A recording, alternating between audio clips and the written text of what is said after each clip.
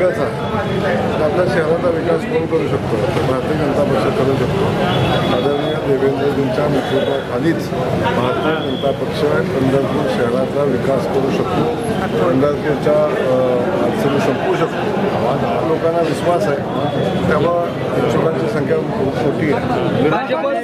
काँग्रेसने 12 जागा मागितलेल्या आहेत तुमच्याकडे. राष्ट्रवादी काँग्रेस पक्षाने अजितदादा गटाने 12 जागा दादा गटाने मागितलेल्या जागा असतील किंवा अन्य कुठले आपल्या सहकारी पक्षानं मागितलेल्या जागा या संदर्भात स्थानिक नेतृत्वाची चर्चा होईल आणि ज्या याच्याप्रमाणे क्षमतेप्रमाणे त्यांना जागा देऊन महायुतीच्या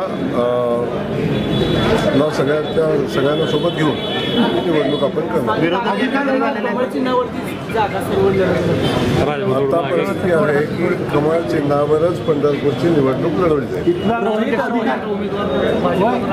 नगराध्यक्ष पदाचा उमेदवार भारतीय जनता पक्षाचाच राहील आणि भारतीय जनता पक्षाचं चिन्ह राहील.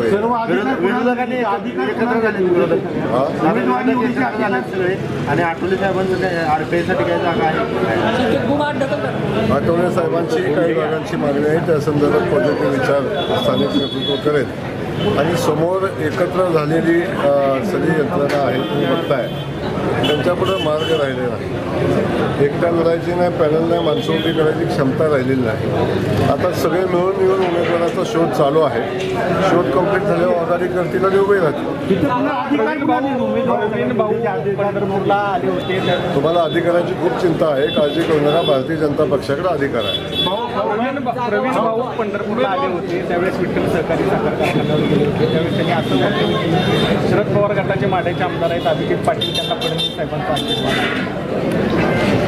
मुख्यमंत्री म्हणून या महाराष्ट्रातल्या प्रत्येक नागरिकाला माननीय मुख्यमंत्री मोदींचा आशीर्वाद आहे. परंतु आपल्या सगळ्यांना मी सांगेन की माढ्यामध्ये भारतीय जनता पक्ष आता खूप मजबूत स्थितीत आहे आणि आमच्या माढ्यातल्या रणजित दादा शिंदे भैया शिंदे असतील, बाकीचे आमचे भारतीय जनता पक्षाचे कार्यकर्ते असतील, यांच्या पाठीशी माननीय मुख्यमंत्री मोदींचा मजबूत आशीर्वाद आहे. बीजेपी विरुद्ध आता आपण बघता की सहकारात आदरणीय दरेकर साहेब आले आणि ते सहकारातली एक मोठी बँक चालवतात आणि काही उद्योजकांच्या कारखाना येता करत असतात. तर ते त्यांचं व्यक्तिगत मत आहे. पक्षाचं मत नाही. पक्षाचं मत क्लिअर आहे की भारतीय जनता पक्षाच्या स्थानिक नेतृत्वासोबत माननीय मुख्यमंत्री मोदींचे आशीर्वाद आहे.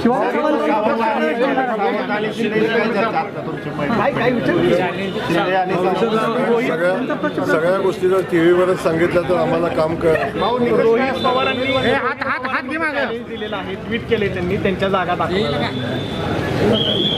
भूखंड घोटाळे तुम्हाला क्लिअर सांगतो की कोण काय म्हणतं याच्यापेक्षा कोणाच्या जागा कुठं आहेत याची माहिती लवकरच आपल्यासमोर येईल. मी काय रोहित पवारांच्या विषयी माझी भूमिका कुठली मांडलेली नव्हती.